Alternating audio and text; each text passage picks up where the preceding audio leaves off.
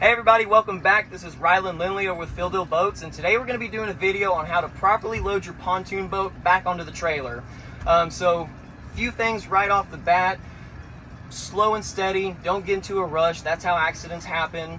We're going to give ourselves plenty of room, to kind of get set up, from here into the trailer. And so you can see pretty good ways out. Our trailer is the one on the right there. You can see, he's got a little bit of those bunks sticking out of the water. You want it deep enough to where we can get those tunes lined up, but we don't want it too deep to where if we get on the trailer, the boat's going to be wandering around trying to, slide off. We want it to be on there steady. So one of the tricks that I like to do as I'm approaching is I'll actually open this bow gate right here.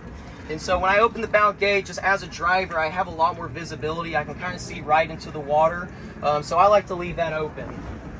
So we're going to come back into the driver's chair. Go ahead and start heading towards that direction. You want to get into a comfortable driving position. And so we're not going to go really any faster than idle. So like I said, very slow and steady. You want to kind of account for wind. If there's a bad crosswind, just kind of keep an eye out for that, because it will start to push you as you get closer, because we're not going to be feeding a whole lot of power. You don't want to go any faster than what you're comfortable hitting anything at.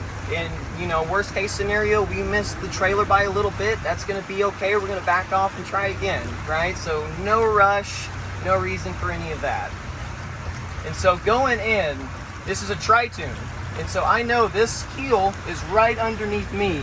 So what I'm going to do is I'm going to line up that bunk with this keel. And I know there's one directly in the middle as well. And so just for reference, I'm going to use all of that to line it up properly. And so going in, I don't have it any faster than idle.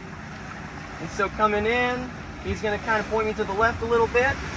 And then I'm going to let go, right? And so I have the motor on. I want to go ahead and trim that motor up a little bit. You should trim it up kind of as you're coming in, so you don't hit that prop or the skeg on the lake floor, right? And so go ahead and trim that up a little bit. You don't want it any higher though to where that prop's coming out of the water.